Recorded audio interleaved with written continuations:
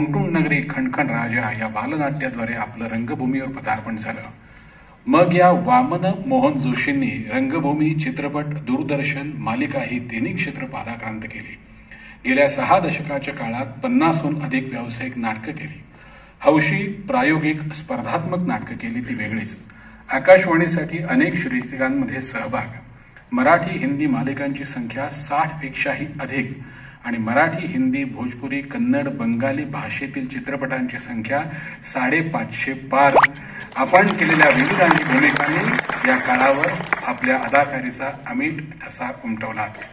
आपल्या आजवरच्या यशात आपल्या मातोश्रींचे आशीर्वाद आणि सावलीसारखी सतत सोबत करणारी पत्नी सौभाग्यवती ज्योती मोहन जोशी यांचा महत्त्वपूर्ण वाटा आहे. त्यांनी दिलेल्या मानसिक बळामुळे आपण अनेक संकट, आरोपांना धैर्याने तोंड दिलं. गौरी आणि नंदन ही आपली मुलंही आपल्या पाठी खंबीरपणे उभी राहतात. गौरीच्या नावानं गौरी ट्रान्सपोर्ट हा व्यवसाय केला आणि गौरी नंदन या नावानं नाट्यसंस्थेची निर्मितीही केलीत.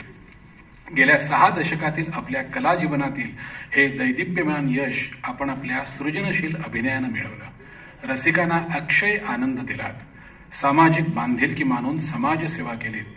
माणुसकी आणि मैत्र जपलत. नाती कधीही उसवू दिली नाहीत. या सगळ्याचा कलावंत संघाला सार्थ अभिमान आहे. म्हणूनच आपणास या वर्षीचा जीवन गौरव पुरस्कार प्रदान करताना आम्हाला अतिशय आनंद होत आहे. सुशांत शेलार, अध्यक्ष, कलाकार संघ. मी मान्यवरांना विनंती करतो. गेला जातोय नटवर्य भालचंद्र पेंढारकर यांच्या स्मरणार्थ अण्णांसाठी सुद्धा एकदा जोरदार टाळ्या झाल्या पाहिजे.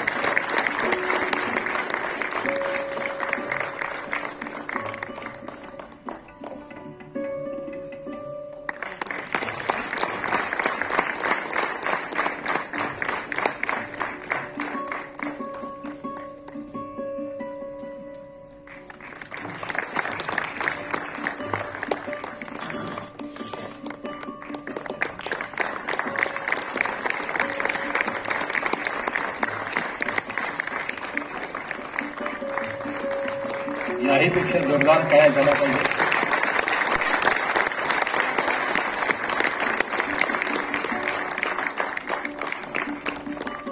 माननीय मोहनजी यांची मुलाखत नंतर होणारच आहे, परंतु त्याआधी या जीवन गौरव पुरस्काराला किंवा या सत्काराला उत्तर म्हणून त्यांनी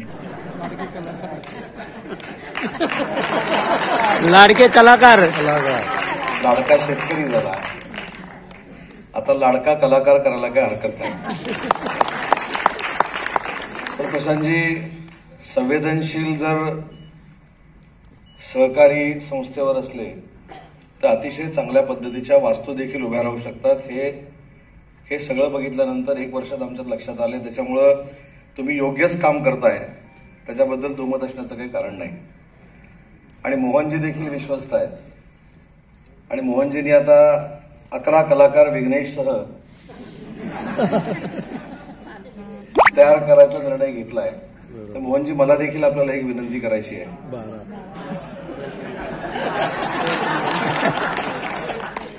12वा मला घ्या आणि अजून 3 घेऊन येतो. त्यांना पहिलं राजकारणात कसं बोललं पाहिजे हे शिकवा. तिघांची नावं पाहिजे तर आताच देतो. तर 15ची यादी प्रशांतजीं थ्रू तुमच्याकडे पोच होईल. कारण शेवटी कुठचंही क्षेत्र असू दे त्याच्यामध्ये संस्कार लागतो. आणि मला सुशांतला मनापासून धन्यवाद दिले पाहिजेत की अतिशय चांगल्या कलाकाराला आज पुरस्कार तुम्ही देताय आणि त्या सोहळ्यासाठी मला उपस्थित राहता आलं हे माझं मी भाग्य समजतो.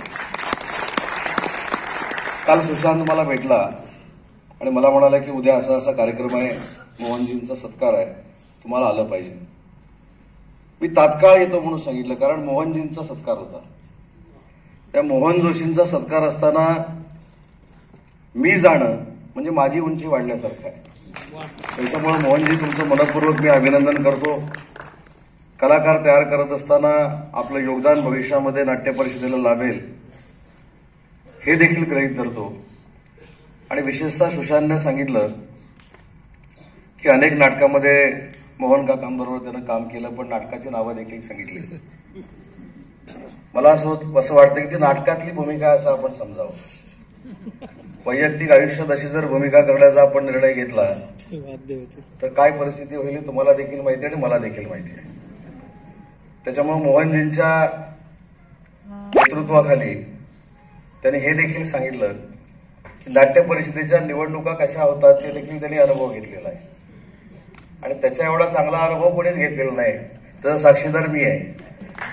पण सुशांतचं एक कौतुक प्रशांतजी एवढ्यासाठीच केलं पाहिजे. मी जेव्हापासून नाट्यसंमेलन बघतो, जेव्हापासून नाट्यसंमेलनाला मी उपस्थित राहतो किंवा नाट्यसंमेलन मी बघतो, तर त्या दिंडीमध्ये त्या पालखीला पहिला खांदा देणारा जर कोण असेल तर तो सुशांत शेलार असतो.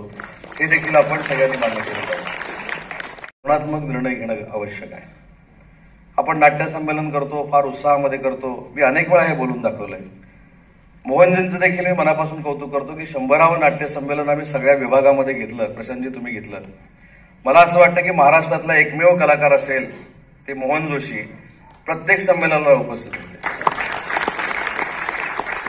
बघा, कलाकार राजकारण्यांवर बोलतात ना, तसं राजकारण्यांनी पण कलाकारांवर कधी कधी बोललं पाहिजे. आता ह्या नाट्य संमेलनामध्ये ह्या सगळ्यांची अपेक्षा काय असते की त्या दिंडीमध्ये कलाकारांना असावं, आम्हाला त्याला जवळून बघता येईल, आम्ही त्याला स्क्रीनवर बघत असतो, आम्ही त्याला स्टेजवर बघत असतो, त्याच्याशी संवाद आम्हाला साधता येईल, आम्हाला त्याच्यावर फोटो काढता येईल. ही माफक अपेक्षा ग्रामीण भागातल्या लोकांची असते, प्रेक्षकांच्यासाठी असते. आणि म्हणून कलाकार संघानं देखील एक नियम पाळावा. तुम्ही ज्या ज्या काही मागण्या केल्यात जागेच्या, त्याच्यामध्ये आपण सकारात्मक निर्णय घेऊ, त्याच्याबद्दल अजिबात दुमत असण्याचं कारण नाही. परंतु कलाकार संघानं असेल किंवा अखिल भारतीय नाट्य परिषदेनं असेल, हा कुठेतरी नियम पाडून घेतला पाहिजे की ज्यावेळी आपल्या मातृसंस्थेचा काही उत्सव असतो, मी त्याला उत्सव म्हणतो, संमेलन म्हणत नाही, त्या उत्सवामध्ये सगळ्यांनी सामील झालं पाहिजे. त्याचं कारण तुमच्याकडनं बाकीच्या कसल्याही प्रेक्षकांच्या अपेक्षा नाही, कसल्याही अपेक्षा नाही. तुम्हाला दिग्गज व्यक्तिमत्व म्हणून आम्ही ज्यावेळी स्टेजवर बघतो, आम्ही स्क्रीनवर बघतो, त्याच्याबरोबर उजव्या हाताला राहून डाव्या हाताला राहून आम्हाला फोटो मिळाला की तीच आमच्या आयुष्यभराची ग्रामीण भागातल्या लोकांची पुंजी असते. आणि त्याच्यासाठी हा देखील कलाकारांनी एक संकल्प करणं गरजेचं आहे की ज्यावेळी नाट्यसंमेलन असेल किंवा असे उत्सव असतील ते प्रामुख्याने सगळ्या कलाकारांनी उपस्थित राहिलं पाहिजे.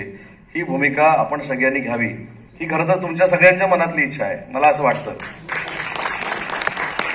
त्याच्यामुळे याच्यामध्ये नाट्य परिषदेनं कलाकार संघानं देखील लक्ष घातलं पाहिजे. मोहनजी, मी अनेक वेळा तुमच्या समोर तुमच्या साक्षीनं सांगितलंय की मोहन जोशी हे व्यक्तिमत्व जे आहे हे मराठीतून हिंदी चित्रपट सृष्टीमध्ये गेलेलं दिग्गज व्यक्तिमत्व आहे. आणि आजही म्हणजे तुम्हाला हे आश्चर्य वाटेल, म्हणजे कदाचित या कार्यक्रमाला आलोय म्हणून मी बोलतोय अशातला भाग नाही. मला जर मराठी कलाकारांचे चित्रपट हिंदीत गेलेल्या कलाकारांचे बघायचे असतील तर दोघांचेच बघतोय, एक नाना पाटेकर आणि दुसरे मोहन जोशी.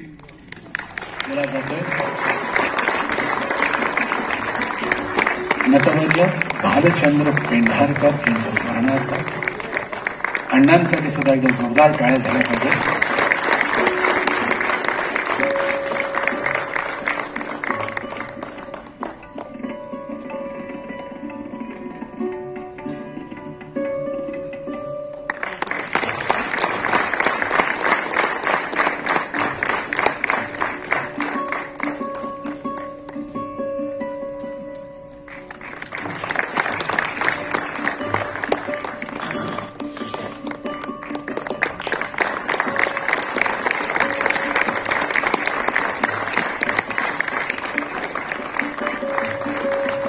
याहीपेक्षा जोरदार टाळ्या झाल्या पाहिजे.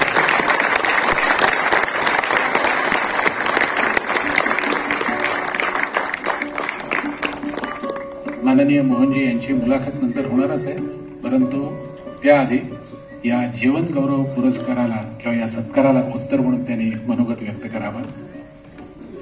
वडील भरतनाट्यमध्ये मी घेऊन गेलेले.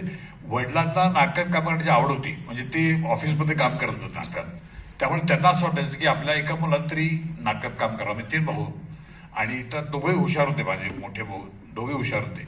पण मी ॲव्हरेज असल्यामुळे शेवटी मी नकला करायचो. तर मला भरतनाट्यमध्ये घेऊन गेले आणि त्यामुळे बाबूराव विजापूर तिकडे होते. अच्छा. वसंत दाते होते आणि मला त्यांच्याकडे सोडलं तर बाबा साठी म्हणून आमचे मेकअप बनवते, ते आमच्या वडिलांचे नातेवाईक होते आमचे.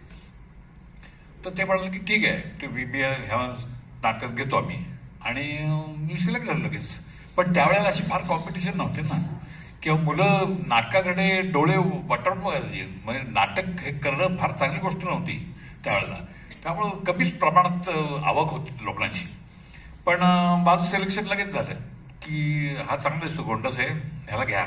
म्हणून मग राजकुमाराची भूमिका केली होती टुंटुण नगरी खणखण राजा. पण तुम्ही त्यानंतर बरीच बालनाटकं केली ना, म्हणजे त्या वयात असताना त्या वयात असताना मी बरेच नाटकं केली. मग जंगलात वेताळ म्हणून केलं, ते दीपक मावलीकरनी लिहिलं होतं. तिस्मारखा म्हणून केलं. अच्छा. तिस्मारखा ते त्यांनीच लिहिलं होतं. आणि बुडत्याचा भगवलात हे मोठ्या लोकांचं नाटक मी त्यावेळेला केलं होतं. बर. फडक्यांचं मला वाटतं बुडत्यांचा श्याम भाग, फडके का? श्याम फडके त्यांचं नाटक होतं, बुडत्यांचा भाग खोलात. अच्छा. आणि त्यावेळेस सगळे मोठे कलाकार असते, दिवाणजी बाई होते आमच्या. आणि आम्ही म्हणजे काय होतं, मी थोराड होतो तसं, त्यामुळे मोठा दिसायचो, उंच दिसायचो. त्यामुळे मोठ्या लोकांना ते सामावून जायचो मी. आणि ह्याच कॅलिबरवर घरोघरी बोम हे नाटक मिळालं मला. शरद तळवलकर यांची कंपनी होती पुण्यामध्ये. त्याविषयी मला विचारतो नंतर, पण एक प्रश्न असा विचारायचा आहे जो प्रेक्षकांना माहिती नाहीये. म्हणून तुमच्यावर जे भाषेचे संस्कार झाले, म्हणजे पुणेकर आहात त्यामुळे स्वच्छ उच्चार आणि स्पष्ट उच्चार ते प्रश्नच नाही. परंतु तुमचे मामा की चुलत काका पुबा भाव आहे का? करेक्ट. आईचे चुलत भाऊ. हा, तर ते असे कुठे संस्कार झाले असं तुम्हाला वाटतं काही? ते फार वेळ नाही आले आमच्याकडे, पण ते ज्या ज्या वेळेला यायचे त्यावेळेला 1 रुपया द्यायचे आम्हाला. तेव्हा नाणं होतं ना 1 रुपयाचं, तर आम्ही तिघा भावंडांना 1-1 रुपया द्यायचं ते. त्यामुळे त्यांचं भाषण ऐकणं हे मला कधी जमलं नाही. पण ते जेव्हा घरातून बोलायचे त्यावेळेला ऐकत बसावं असं वाटायचं. बा भावे सरस्वती ज्याला सरस्वती, खरंच तोंडावर सरस्वती होती त्यांच्या. आणि त्यानंतर कॉलेज झाल्यानंतर तुम्ही किर्लोस्कर ऑइलमध्ये गेलात, आणि मला असं कळलं की ती म्हणजे जर का उद्या एखाद्याने PhD करायची ठरवली तर दांडी कशी मारावी, किंवा बॉसला न कळता खोटं बोलून नाटकाचे दौरे कसे करावे 15-15 दिवसाचे, यावर जर का कोणी PhDला गाईड असेल तर ते 2च माणसं आहेत. एक तर डॉक्टर वसंतराव देशपांडे, ते पण पुण्याचेच, काय योगायोग, आणि नंतर असे मोहन जोशी. वसंतरावांनी त्यांची एकदा एक आजी 2दा मारली होती, म्हणजे वारली असं सांगितलं. तुम्ही पण त्यांचाच कित्ता गिरवला. तुम्ही एक आजी, मला हे माहित नाही वसंतरावांनी काय केलं ते. हा, परंतु त्यावेळेला कसं दौरे खूप असायचे. म्हणजे घरोघरी बोमचे 28 दिवसाचा कोविड दौरा केला तुम्ही. त्यावेळेला जी सेंटर्स होती ती आता राहिली नाहीत काही, पण ती एक केली आणि तो एक दौरा केला. आणि दुसरा केला 41 दिवसाचा 8 स्टेटमध्ये आम्ही प्रयोग केला, पोलीस वेलफेअर शोज. अच्छा. ते बोरूच्या मावशी केलं. बरं. आणि त्यावेळेला म्हणजे ह्या दौऱ्यामध्ये मी आजीला मारलं होतं, वडिलांच्या आईला, आणि मग ती गेलीच होती. आणि दुसऱ्या दौऱ्यामध्ये आईच्या आईला मारलं, ती होती मात्र होती.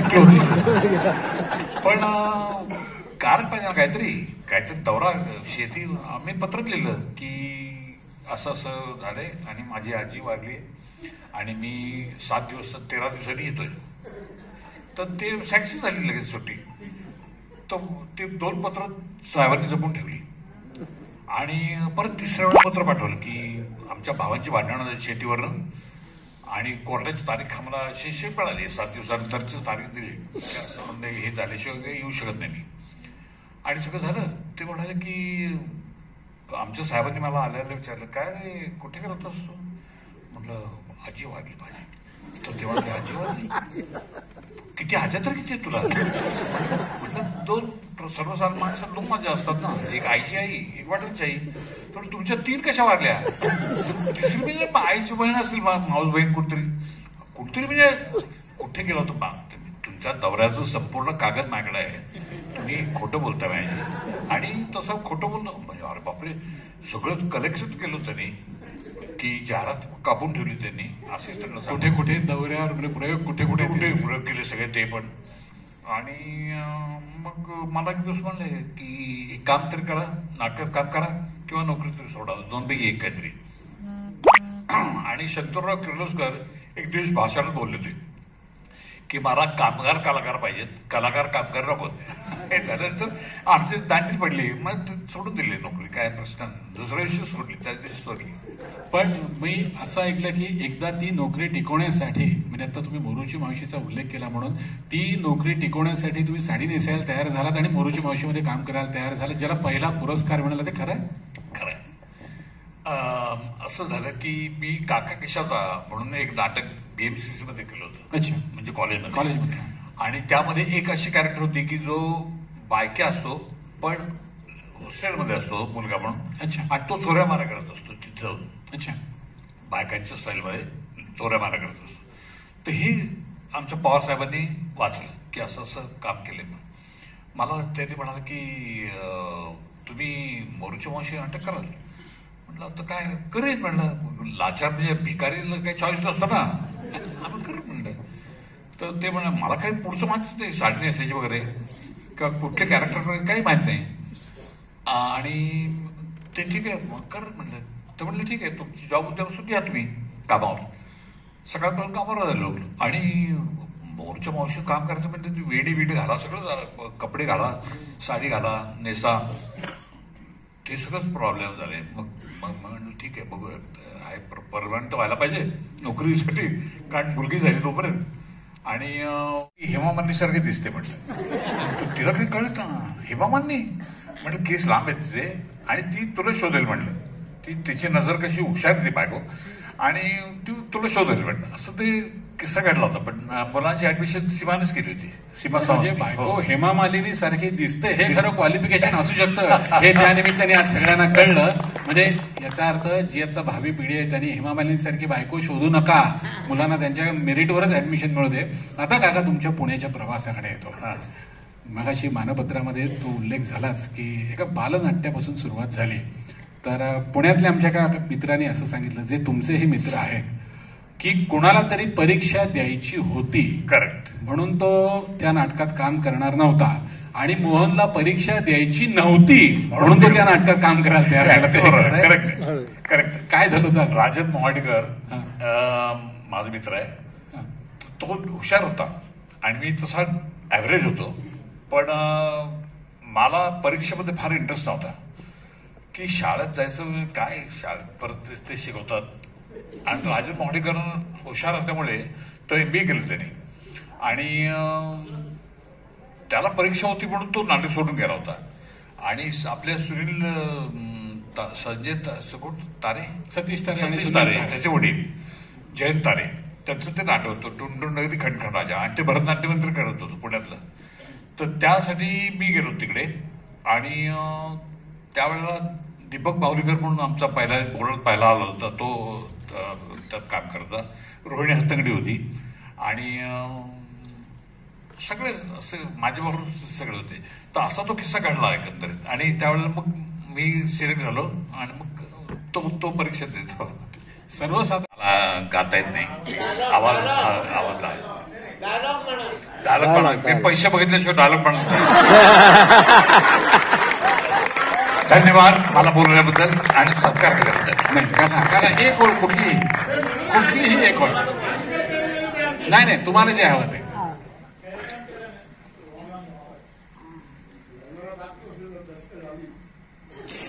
हुई शाम का ख्याल आ गया, वही जिंदगी का सवाल आ गया, वही जिंदगी का सवाल आ गया. हुई शाम का ख्याल आ गया.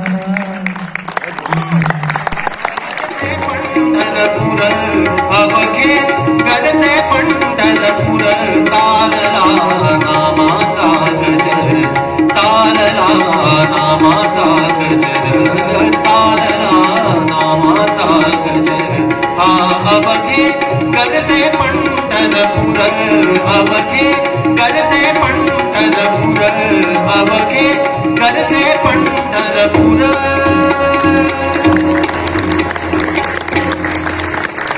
मला लाभला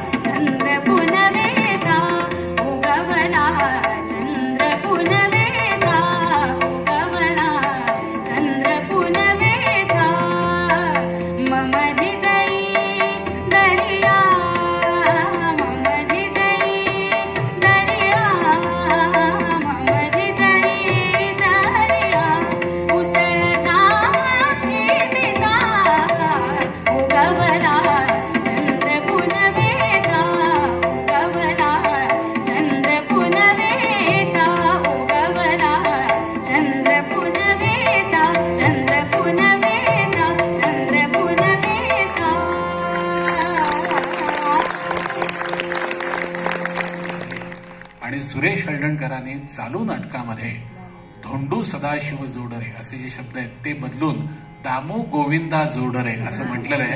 तर दामू म्हणजे दामोअण्णा पारसेकर आणि गोविंदा म्हणजे गोविंदराव पटवर्धन यांना दिलेली ती मानवंदना होते.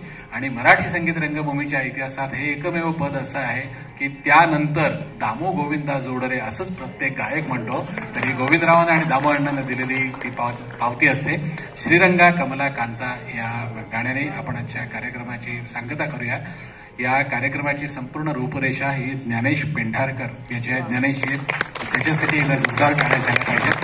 ज्ञानेश हा उत्तम ऑर्गन वादक आहे. आज तो का बसल्याने माहिती नाही आणि त्यांनी मला का ढकललं हे पण मला माहिती नाही. पण असू दे, आज आमच्या दोघांचा जो भाव आहे तो फक्त आणि फक्त काय म्हणतो आपण सेवा करणं. भालचंद्र पेंढारकर आणि गोविंदराव पटवर्धन यांना आपण म्हणतो ना सलाम करणं ही भावना आहे. त्यामुळे त्या दोघांसाठी एकदा जोरदार टाळ्या वाजूया आणि कार्यक्रमाची सांगता श्रीरंगा कमला कांता हरिपद राजे सोडरे.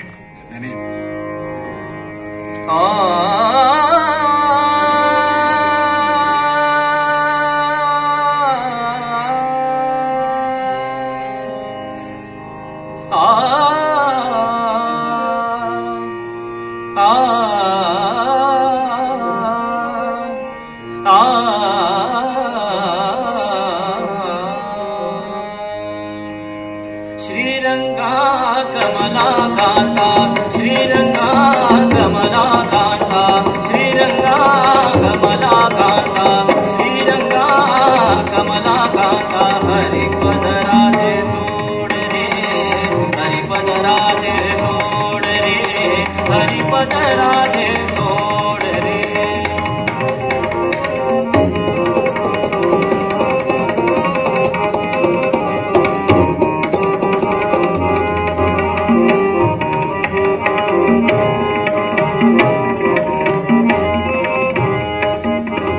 ब्रिजवासी नारी ब्रिजवासी नारी आवे ब्रिजवासी नारी ब्रिजवासी नारी आम्ही ब्रिजवासी नारी आम्ही ब्रिजवासी नारी आम्ही ब्रिजवासी नारी आम्ही ब्रिजवासी नारी आम्ही ब्रिजवासी नारी आम्ही ब्रिजवासी नारी आम्ही ब्रिजवासी नारी आम्ही ब्रिजवासी